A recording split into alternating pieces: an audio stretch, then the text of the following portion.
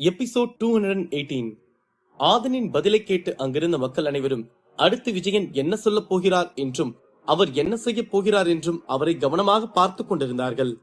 அப்போது விஜயன் ஆதனை பார்த்து வரட்டு சிரிப்பு சிரித்துவிட்டு, ரொம்ப புத்திசாலித்தனமா பேசுறேன்னு நினைக்கிறியா ஆதன்? டேய், நீ சாதாரணமான ஆளுடா. ஆனா என் பையன் அப்படியா? அவன் அரசபுரத்தோட இளவரசன்டா.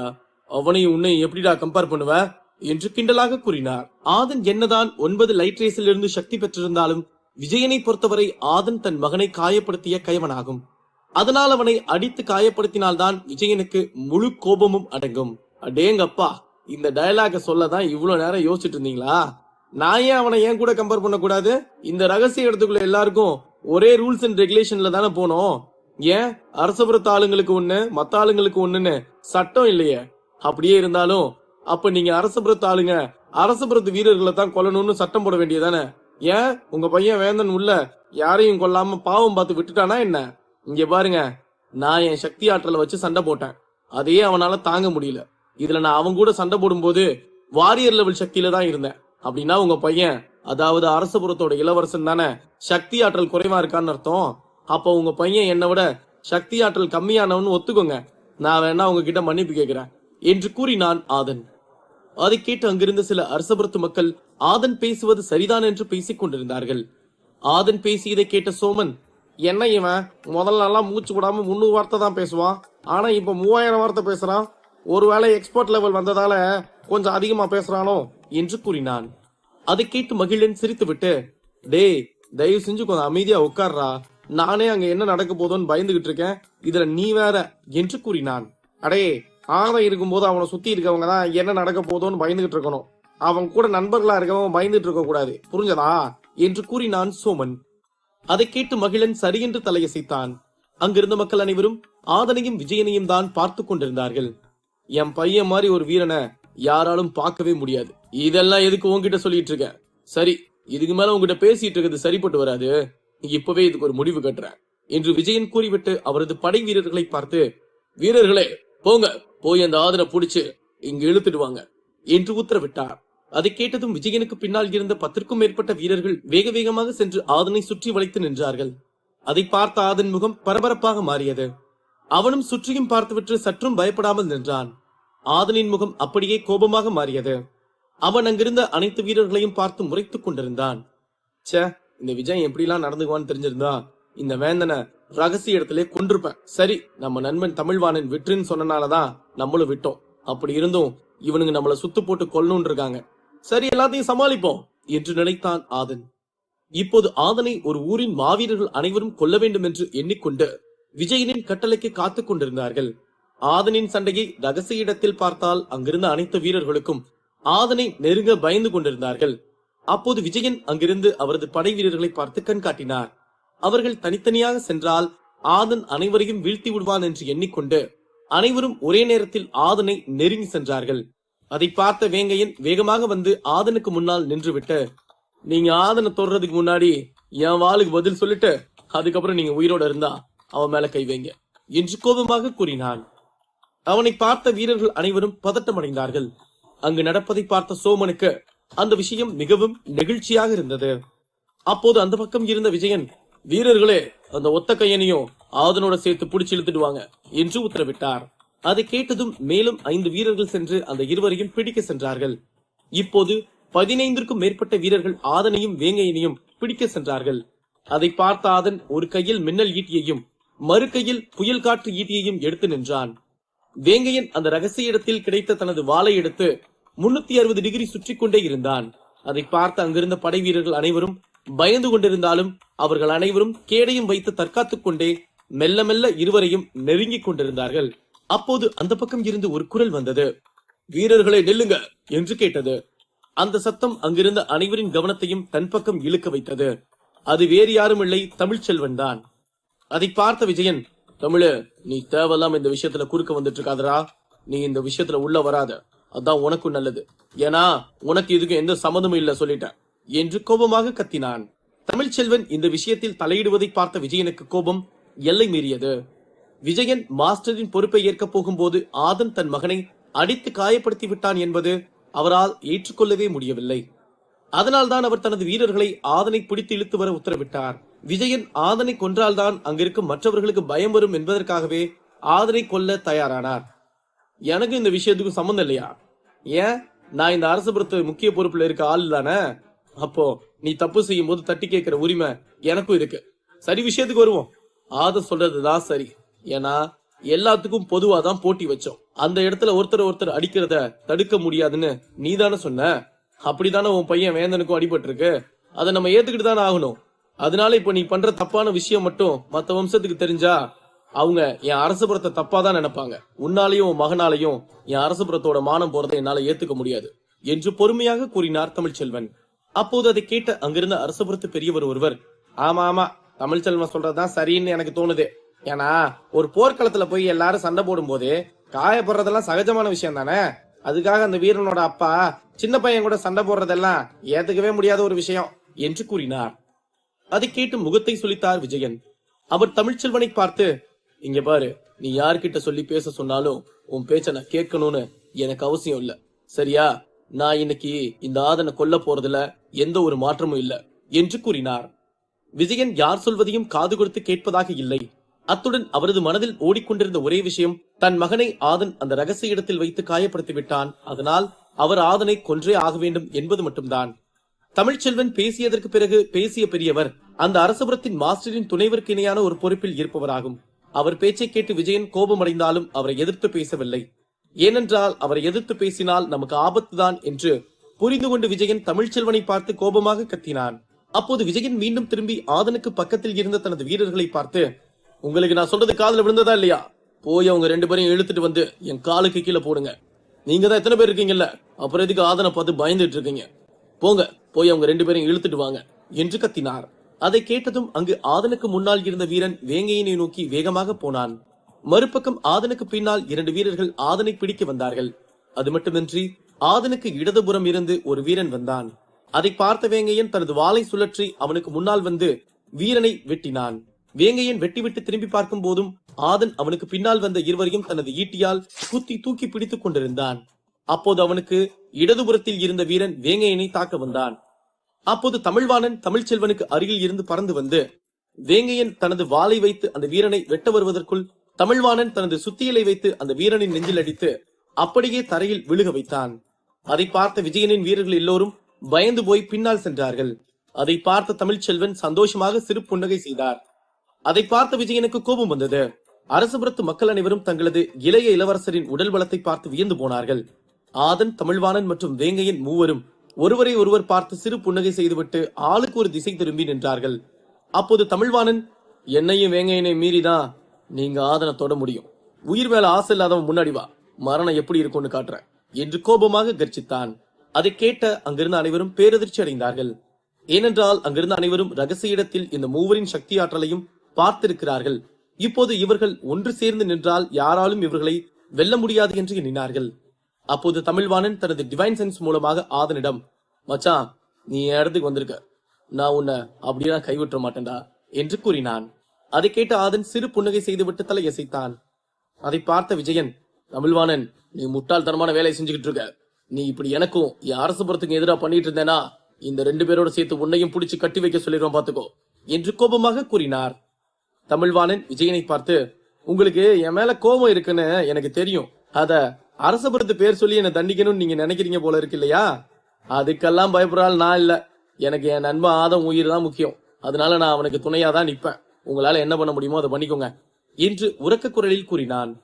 தமிழ்வாணன் ரகசிய இடத்தில் இருந்து வந்ததும் அங்கிருந்த அனைவரும் ஒரு மாதிரியாக இருப்பதை பார்த்துவிட்டு ஆதனிடமும் வேங்கையனிடமும் சொல்லிவிட்டு தனது தந்தையான தமிழ்ச்செல்வனிடம் சென்று அரசபுரத்தில் என்னானது என்றும், ஏன் இங்கு இவ்வளவு படைவீரர்கள் ஒன்றாக நின்று கொண்டிருக்கிறார்கள் என்றும் பல அடுக்கடுக்கான கேள்விகளை கேட்டு அங்கு நடந்த விஷயத்தை தெரிந்து கொண்டான். அப்போதுதான் ஆதனை தாக்க வந்த வீரனை தமிழ்வாணன் தனது இடத்திலிருந்து பறந்து வந்து தாக்கிவிட்டு நின்றான். இப்போது மாஸ்டர் இறந்திருப்பது தமிழ்வாணனுக்கு தெரியும். அதனால் அடுத்த மாஸ்டரின் இடத்திற்கு உடனே யாரையும் நியமித்து விட மாட்டார்கள் என்றும் அவனுக்கு நன்றாக தெரியும். அது மட்டுமின்றி அந்த விஷயமாக முடிவெடுக்கத்தான் மாஸ்டரின் துணைவர் அந்த குகைக்குள் முக்கிய பெரியவர்களுடன் போயிருக்கிறார் என்று தெரிந்து கொண்ட தமிழ்வாணன் அந்த முடிவு தெரிவதற்குள் இங்கு ஒரு போர்க்களமே வெடிக்கப் போகிறது என்று யூகித்தும் விட்டான். மறுபக்கம் விஜயன் ஆதனை அடிக்க செல்வது போல் சென்று தமிழ்ச்செல்வனின் படை வீரர்களை அடித்து வென்றுவிடலாம் என்று திட்டம் வகுத்து விட்டான். தமிழ்வாணன் வார்த்தைகளை கேட்ட விஜயன், நீயா உன்னை யூகிச்சுக்கிட்டு பேசக்கூடாது, சரியா? உன்னையும் உங்க அப்பாவையும் இந்த அரசபுரம் பார்த்து பார்த்து வளர்த்துச்சு. ஆனா இப்ப நீங்க 2 பேரும் அரசபுரத்துக்கு எதிராவே போய் நின்னுட்டு இருக்கீங்க. சரி, இப்போ நான் என் அரசபுரத்தை காப்பாத்தணும். அதனால உன்னையும் இவங்களோட சேர்த்து பிடிச்சு கட்டி வைக்க சொல்ல வேண்டிய கட்டாயத்துக்கு நான் தள்ளப்பட்டுட்டேன் என்று கூறிவிட்டு தனது படை வீரர்களை பார்த்து, வீரர்களே, அந்த 3 பேரையும் அடிச்சு இழுத்துட்டு வந்து என் காலுக்கு அடியில போடுங்க என்று உத்தரவிட்டு விட்டு வஞ்சகமாக சிரித்தார். அதை கேட்டு தமிழ்வாணனுக்கு மேலும் கோபம் வந்துவிட்டது. ஏனென்றால் விஜயனின் மேலும் 5க்கும் மேற்பட்ட வீரர்கள் வந்து அந்த 3வரையும் தாக்க வந்தார்கள். விஜயனின் வார்த்தைகளை கேட்டு அங்கிருந்த மக்கள் மற்றும் அனைத்து வம்சத்து வீரர்களும் பேரதிர்ச்சி அடைந்தார்கள். ஏனென்றால் விஜயனின் வார்த்தைகளில் அரசபுரத்தை காப்பாற்ற வேண்டும் என்ற எண்ணம் இல்லை. அதற்கு மாறாக அவரை எதிர்த்து நிற்பவர்களையும் அவரது மகனையும் காயப்படுத்திய ஆதனையும் கொள்ள வேண்டும் என்ற எண்ணம் தான் அதிகமாக இருந்தது. அங்கு அனைத்து வீரர்களும் அவரவர் சக்தியை எடுத்துக் கொண்டிருந்தார்கள். இந்த முறை அவர்கள் 3க்கும் அருகில் சென்று அவர்களை சிறைபிடிக்க நினைக்கவில்லை. ஏனென்றால் 3ரும் அவரவர் சக்தியில் வலிமையாக இருப்பார்கள் என்பதால் 20க்கும் மேற்பட்ட வீரர்கள் அவர்கள் இடத்தில் இருந்து 2-3 அடிக்கு மேல் பின்னால் வந்துவிட்டார்கள். அனைத்து வீரர்களும் 3வரையும் சுற்றித்தான் நின்று கொண்டிருந்தார்கள். அவர்கள் அனைவரும் அவரவர் சக்தி ஆற்றலை உடம்பிலிருந்து எடுத்துக் கொண்டிருந்தார்கள். அதை ஒரே நேரத்தில் அனைவரையும் தாக்கலாம் என்ற எண்ணத்தில் இருந்தார்கள். ஆதன், தமிழ்வாணன் மற்றும் வேங்கையன் 3வரும் அப்போதும் சற்றும் பயப்படாமல் அவர்கள் என்ன செய்கிறார்கள் என்று கவனமாக பார்த்துவிட்டு அதற்கு தகுந்தவாறு தாக்கிக் கொள்ளலாம் என்று காத்துக் கொண்டிருந்தார்கள். அங்கிருந்து சோமன், மகிழா, நான் உங்ககிட்ட சொன்னேன்ல, ஆதா அந்த ரகசிய இடத்தை விட்டு வெளியே வந்ததும் பெரிய பிரச்சனை காத்திருக்குன்னு, அதே மாதிரி உங்க ஆளுங்க பண்றாங்க பத்தியா என்று கூறினான். ஆமாடா சோமனு, ஆனா 3 வீரர்களை பிடிக்கிறதுக்கு இத்தனை வீரர்கள் போய் நான் பார்த்ததே இல்லடா. ஆதன் என்ன பண்ண போறான்னு தான் தெரியல என்று கூறினான் மகிழன். இது சும்மா ஆரம்பம் தான் மகிழா, இதுக்கப்புறம் தான் இந்த இடத்துல மிகப்பெரிய யுத்தமே ஆரம்பிக்க போகுது என்று கூறினான் சோமன். அப்ப இங்க கொஞ்ச நேரத்துல தீபாவளி நடக்க போதுன்னு சொல்லு என்று கூறினான் மகிழன். அதை கேட்டு சோமன் சிறு புன்னகை செய்துவிட்டு ஆமென்றவாறு தலையசைத்தான். ஆதன் விஜயனின் வீரர்களை சமாளிப்பானா? ஆதனுக்கு உதவ வரப்போகும் நபர் யார்? அடுத்தடுத்து கதைக்களத்தில் காத்திருக்கும் சிறப்பான சம்பவங்கள் என்ன? எபிசோட் 219. விஜயனின் 20க்கும் மேற்பட்ட வீரர்கள் ஆதன், வேங்கையன் மற்றும் தமிழ்வாணன் 3வரையும் தாக்குவதற்கு சக்தியை எடுத்துக் கொண்டிருந்தார்கள். அதை பார்த்த தமிழ்ச்செல்வன், இதுக்கு மேல நம்ம சரியான முடிவு எடுக்கலைனா இந்த விஜயன் திட்டம் ஜெயிக்கிறது இல்லாம அவங்க 3 பேரையும் அடிச்சு ரொம்ப காயப்படுத்திடுவாங்க என்று நினைத்துவிட்டு தனது வீரர்களை பார்த்து கண் காட்டினார். அப்போது அடுத்த நிமிடம் தமிழ்ச்செல்வனின் வீரர்கள் பறந்து சென்று ஆதன், வேங்கையன் மற்றும் தமிழ்வாணன் 3வருக்கும் பாதுகாப்பாக நின்றார்கள். அதை பார்த்த அங்கிருந்த மக்கள் இந்த விஷயத்தை அவர்கள் எதிர்பார்த்ததுதான். ஏனென்றால் விஜயனுக்கு எதிராக தமிழ்ச்செல்வன் நடந்து கொள்வதும் தமிழ்ச்செல்வன் விஷயத்தில் எதிர்மாறாக விஜயன் நடந்து கொள்வதும் இயல்பான ஒரு விஷயமாக மாறிவிட்டது. அதிலும் இன்று மாவீரனான ஆதன், வேங்கையன் மற்றும் தனது மகன் என்று 3வரும் அவர் முன்பு தாக்கப்பட போகிறார்கள் என்று தெரிந்த தமிழ்ச்செல்வன் அவரது வீரர்களை காப்பாற்ற அனுப்பி வைத்தார். அதை பார்த்த விஜயன், இந்த தமிழ்ச்செல்வனுக்கு எவ்வளவு திமிர் இருந்தா இந்த சண்டையை பெருசு பண்ணணும்னு அவ ஆளுங்களை அனுப்பி விட்டுருப்பான். சரி, இதுவும் நமக்கு நல்ல விஷயம்தான். இதுக்கப்புறம் இந்த சண்டைய இன்னும் பெருசு பண்ண வேண்டியது நம்மளோட வேலை என்று நினைத்தார். அப்போது தமிழ்ச்செல்வனின் வீரர்கள் வந்து அந்த 3வருக்கும் பாதுகாப்பாக நிற்பதை பார்த்து அதிர்ச்சி அடைந்தார்கள். ஏனென்றால் அவர்கள் விஜயன், தமிழ்ச்செல்வன் என்று 2 பக்கம் இருந்தாலும் அந்த வீரர்கள் எல்லாம் ஒன்றாக பயிற்சி எடுத்தவர்கள்தான். அதிலும் சிலர் அண்ணன் தம்பிகளாக இருப்பவர்கள். அதனால் அவர்களுக்கு ஒருவரை ஒருவர் தாக்கிக் கொள்ள விருப்பமே இல்லாமல் இருந்தார்கள். அதை பார்த்த விஜயன், வீரர்களே, என்ன யோசிச்சுட்டு இருக்கீங்க? அந்த வீரர்கள் எல்லாத்தையும் கொண்டுட்டு ஆதன், வேங்கையன், தமிழ்வாணனை அடிச்சு இழுத்துட்டு வாங்க என்று உத்தரவிட்டான். அதை கேட்ட தமிழ்ச்செல்வன் விஜயனை பார்த்து, விஜயன், நீ நம்ம அரசபுரத்துக்கு எதிராக நடந்துகிட்டு இருக்க. நீ பண்ற இந்த விஷயத்தால இறந்து போன நம்ம மாஸ்டருக்கும் அரசபுரத்துக்கும் தான் கெட்ட பேரை உண்டாக்குற. இப்போ நீ இப்படி தப்பான வழியில போறதுனால உன்னை எதிர்க்க வேண்டிய கட்டாயத்துல நான் இருக்கேன். அதனால இன்னைக்கே இந்த பல வருஷ பிரச்சனையை முடிவுக்கு கொண்டு வந்துடுறேன் என்று கூறினார். தமிழ்ச்செல்வனின் பேச்சை கேட்டு விஜயன் வறண்டு சிரிப்பு சிரித்து விட்டு, இந்த வார்த்தையை தான் நானும் காத்துக்கிட்டு இருந்தேன் என்று நினைத்து விட்டு ஆதனை சுற்றி இருக்கும் தனது வீரர்களை பார்த்து சண்டை போட கண் காட்டினார். அதை பார்த்த அந்த 20க்கும் மேற்பட்ட வீரர்கள் அவர்களுக்கு எதிரில் இருந்த தமிழ்ச்செல்வனின் வீரர்களை தாக்கினார்கள். அதை பார்த்த ஆதன் மற்றும் தமிழ்ச்செல்வன் வீரர்களும் விஜயனின் வீரர்களுக்கு எதிராக தாக்கினார்கள். 2 பக்கம் போர் ஆரம்பித்தது. இங்கு மட்டும் சண்டை ஆரம்பிக்கவில்லை. மறுபக்கம் விஜயன் வீரர்கள் தமிழ்ச்செல்வனுக்கு பின்னால் இருந்த வீரர்களையும் தாக்க ஆரம்பித்தார்கள். அதை பார்த்த தமிழ்ச்செல்வன் வீரர்களும் எதிர்த்து அட்டாக் செய்ய ஆரம்பித்தார்கள். அப்போது அந்த குகையில் இருந்து வந்த ஒரு ஒளி அங்கு சண்டை போடாமல் இருந்த மற்ற வம்சத்து வீரர்களுக்கும் மக்களுக்கும் பாதுகாப்பு கவசம் போல வந்தது. அதை பார்த்த சோமன், என் நண்பனுக்கு ஒரு பிரச்சனை, நான் மட்டும் இங்க நின்று என்ன பண்ண போறேன் என்று கோபத்தில் தனது இடத்திலிருந்து எழுந்தான். அதை பார்த்த மகிழன், வேண்டாம் சோமன, உனக்கு இந்த பாதுகாப்பு ஆற்றலை பத்தி தெரியல, அதனால நீ பேசாம உட்கார்றா என்று கூறினான்.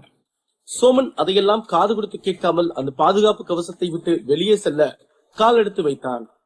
அப்போது அந்த பாதுகாப்பு கவசம் அவனை பின்னோக்கி தள்ளியது. அவனை அந்த கவசத்தை தாண்டி செல்ல விடவில்லை. சோமனும் பலமுறை முயற்சி செய்து பார்த்தும் அவனால் அதிலிருந்து வெளியே செல்ல முடியவில்லை. அதன் பிறகு அவன் வந்து மகிழனை பார்த்து, ஏன்டா என்னால இந்த இடத்தை விட்டு போக முடியல, நான் போய் என் நண்பனுக்கு உதவி செய்யணும்னு நினைக்கிறது தப்பா என்று கோபமாக கேட்டான். இல்ல சோமன, அங்க சண்டை போட்டுட்டு இருக்கவங்க எல்லாம் எக்ஸ்போர்ட் லெவல் ஆளுங்க. அங்க நீ போனா உனக்கு ஆபத்து வந்துடும்னுதான் உன்னை எங்க மாஸ்டர் துணைவரோட சக்தி வெளியே விட மாட்டேங்குது. நீ கொஞ்சம் அந்த பக்கம் திரும்பி பாரு.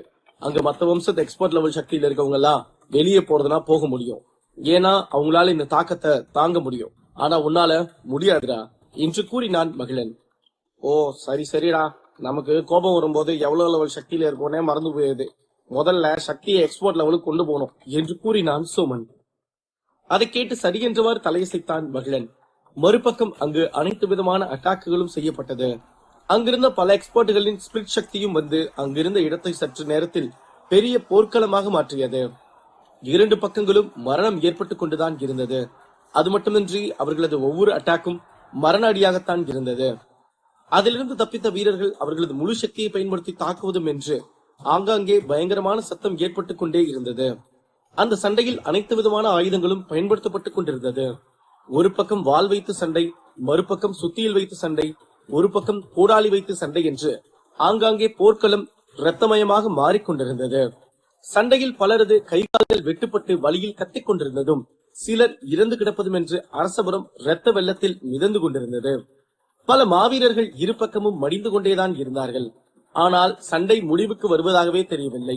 அதை பார்த்து கொண்டிருந்த அங்கிருந்த மற்ற வம்சத்து மக்கள் மற்றும் எக்ஸ்போர்ட்களுக்கு மிகவும் அதிர்ச்சியாக இருந்தது. மற்ற வம்சத்து வீரர்கள் அங்கு வந்தால் ஒரு புது அனுபவம் கிடைக்கும் என்று எண்ணித்தான் வந்தார்கள். ஆனால் இங்கு இப்படி ஒரு பிரிவினை இருப்பதும் அதற்காக இப்படி கொடூரமாக ஒருவரை ஒருவர் தாக்கிக் கொண்டு உயிரை விடுவதும் என்று நடந்தேறும் என்று அவர்கள் நினைத்து கூட பார்க்கவில்லை. ஒரு பக்கம் தமிழ்ச்செல்வன், விஜயன் சரமாரியாக சண்டை போட்டுக் கொண்டிருந்தார்கள். அந்த திசையில் மட்டும் சத்தம் மிகவும் அதிகமாக கேட்டுக்கொண்டிருந்தது. ஏனென்றால் அவர்கள் இருவரும் இறந்து போன மாஸ்டரின் நேரடியான சிஷ்யர்களாகும். அதனால் அவர்கள் சக்தி மற்ற வீரர்களை விட பல மடங்கு அதிகமாக இருக்கும். ஒரு சாதாரணமான 4வது அல்லது 5வது எக்ஸ்பர்ட் லெவலில் இருக்கும் வீரன் கூட அவர்களின் சாதாரணமான தாக்குதலில் நிற்க முடியாது. அப்படி இருக்கும்போது அவர்கள் இருவருக்கும் உண்டான ஆற்றல் அந்த இருவரால் மட்டுமே தாங்கிக் கொள்ள முடியும், தாக்கிக் கொள்ள முடியும். மறுபக்கம் ஆதன், தமிழ்வாணன் மற்றும் வேங்கையன் மூவரும் சண்டை போட்டுக் கொண்டே அந்த களத்தின் மையத்திற்கு வந்து விட்டார்கள். ஆதன் தனது 2 ஈட்டு சக்தியை வைத்து அனைவரையும் தாக்குவதுடன் அதிலிருந்து அவ்வப்போது நெருப்பு சக்தி மற்றும் லைட் சக்தியை வைத்து தாக்கிக் கொண்டிருந்தான். அடுத்து வேங்கையன் ஒரு இடத்தில் இல்லாமல் அங்குமிங்கும் பறந்து சென்று தனது கண்ணிமைக்கும் நேரத்தில் உயிரெடுக்கும் வாளை வைத்து பல எண்ணற்ற வீரர்களுக்கு மரணத்தை பரிசாக கொடுத்துக் கொண்டிருந்தான். அடுத்தபடியாக தமிழ்ச்செல்வனின் மகனும் அரசபுரத்தின் இளைய இளவரசனுமான தமிழ்வாணன் தனது சுத்தியல் சக்தியை வைத்து அங்கிருந்த பல மாவீரர்களை அடித்து மண்ணுக்குள் புதைத்துக் கொண்டிருந்தான். தமிழ்வாணன் தரையில் சண்டை போடும் வரை ஒரு அடியில் வீரர்கள் அங்குமிங்கும் பறந்து கொண்டிருந்தார்கள். அவன் பறந்து சென்று அடிக்கும் போது அந்த வீரர்கள் அப்படியே மண்ணோடு மண்ணாக அடித்து கொன்று விட்டுத்தான் அடுத்த வீரனோடு சண்டை போடுவதற்கு செல்வான் தமிழ்வாணன். மறுபக்கம் ஆதனை தாக்கத்தான் அங்கிருந்த பல வீரர்கள் வந்தார்கள். அங்கு ஆதனை தாக்க வந்த வீரர்கள் எல்லாம் 3வது அல்லது 4வது எக்ஸ்பர்ட் லெவல் சக்தியில் இருப்பவர்களாகும். இருப்பினும் ஆதனும் இப்போது எக்ஸ்பர்ட் லெவலுக்கு வந்ததாலும் அவன் நெருப்பு மற்றும் அந்த 9 விதமான லைட் சக்திகளை பெற்றதாலும் அவனும் ஈவு இரக்கம் பார்க்காமல் தன்னை கொல்ல வரும் வீரர்களை அடித்து பந்தாடி கொண்டிருந்தான். ஆதன் சண்டை போட்டுக் கொண்டிருக்கும் போது திடீரென்று வீரர்கள் அதிகம் வருவதால் ஒரு கையில் சிவப்பு நிறமான ஈட்டியும் மற்றொரு கையில் டிராகன் ஈட்டியும் எடுத்து நின்றான். அதை பார்த்த பல மாவீரர்கள் அவனை தாக்க வர பயந்து கொண்டிருந்தார்கள். ஆனால் இந்த முறை ஆதன் பறந்து பறந்து அந்த வீரர்களை எல்லாம் அடித்து துவம்சம் செய்து கொண்டிருந்தான். அந்த 9 லைட் சக்தியில் இருந்து சக்தி பெற்ற பிறகு ஆதனின் சக்தி மேலும் வலிமையடைந்ததால் 2வது மற்றும் 3வது எக்ஸ்பர்ட் லெவலில் இருக்கும் வீரர்கள் ஆதனின் ஒரு அடிக்கு கூட தாங்க முடியாமல் இறந்து கொண்டிருந்தார்கள். ஆதனின் ஈட்டி எதிரியை தாக்க சென்றால் நிச்சயம் ஒரு உயிரையாவது எடுத்துக்கொண்டுதான் வரும் என்பதில் எந்த ஒரு ஐயமும் இல்லை. அந்த அளவுக்கு ஆதனின் சக்தி வலிமை பெருந்ததாக இருந்தது. ஆதன் அங்கிருந்த விஜயனின் வீரர்களை பந்தாடி கொண்டிருப்பதை பார்த்து சோமனுக்கு மிகவும் சந்தோஷமாக இருந்தது. மறுபக்கம் வேங்கையன் தனது ஒற்றை கையில் வாளை வைத்துக் கொண்டு அங்கிருக்கும் வீரர்களை எல்லாம் அலற விட்டுக் கொண்டிருந்தான். அவன் ரகசிய இடத்திற்கு செல்லும் போது முதல் எக்ஸ்பர்ட் லெவல் சக்தியில் இருந்தாலும் அவனது ஆற்றல் சக்தியும் வேகமும் 2-3 வீரர்களுக்கு இணையாக இருந்தது. இப்போது அந்த ரகசிய இடத்தில் இருந்து வெளியே வரும்போது வேங்கையன் அவனுக்கு தேவையான சக்தி ஆற்றலை எடுத்துக்கொண்டு வந்துவிட்டான். அவன் இந்த ரகசிய இடத்தில் பல மாவீரர்களை வீழ்த்தி எண்ணற்ற வாள் சக்திகளும் பல பொருட்களும் கவர்ந்து வந்ததோடு அவனது முதல் எக்ஸ்போர்ட் லெவல் சக்தியும் 2வது எக்ஸ்போர்ட் லெவலுக்கு முன்னேறி இருந்தது. அத்துடன் அவன் வாளும் மிகவும் கூர்மையாகவும் வேகமாகவும் இருந்தது. முன்பு அவனது வாள் ஒரே வெட்டில் 3 தலைகளை வெட்டக்கூடிய அளவிற்கு கூர்மையாக இருந்தது. ஆனால் இப்போது வேங்கையன் தனது வாளை எதிரியை நோக்கி வீசினால் அவனை எதிர்த்து வருகின்ற 5-6 தலைகளை வெட்டிவிட்டு மீண்டும் அவனது கைக்கு கண்ணிமைக்கும் நேரத்தில் வந்தது.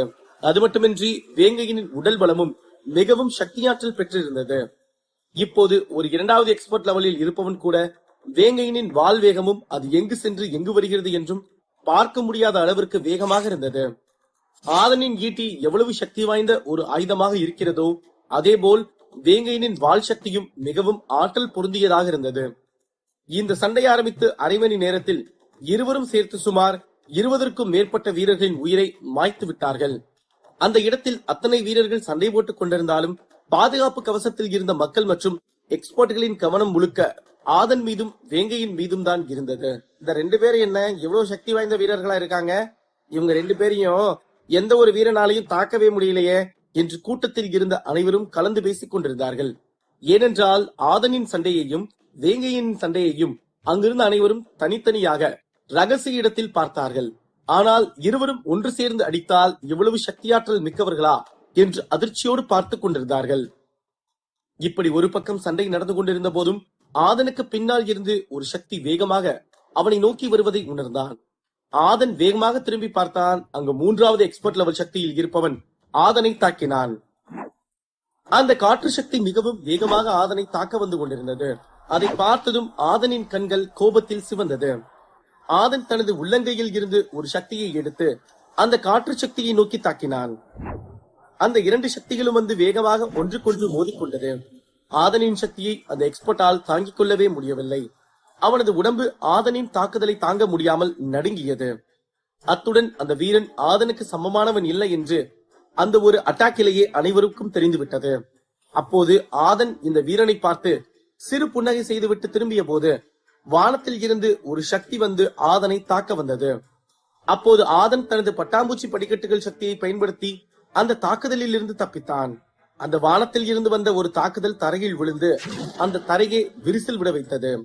அதை பார்த்த ஆதனுக்கு உடம்பெல்லாம் வேர்த்து ஊற்றியது. அவன் சில நொடிகள் அந்த சக்தியை பார்க்காமல் இருந்திருந்தால் அவனது உடல் வெடித்து சிதறி இருக்கும். அப்போது தன்னை யாரோ ஒருவன் பார்த்து கொண்டிருக்கிறான் என்று உணர்ந்து கொண்ட ஆதன் டக்கென்று எழுந்து அங்கிருந்த அனைவரையும் பார்த்தான். அப்போது அங்கு விஜயன் நின்று கொண்டு ஆதனை கோபமாக பார்த்து கொண்டிருந்தான். அப்போதுதான் ஆதன் புரிந்து கொண்டான் அந்த அட்டாக் விஜயன் தான் தன்னை நோக்கி தாக்கி இருக்கிறார் என்று.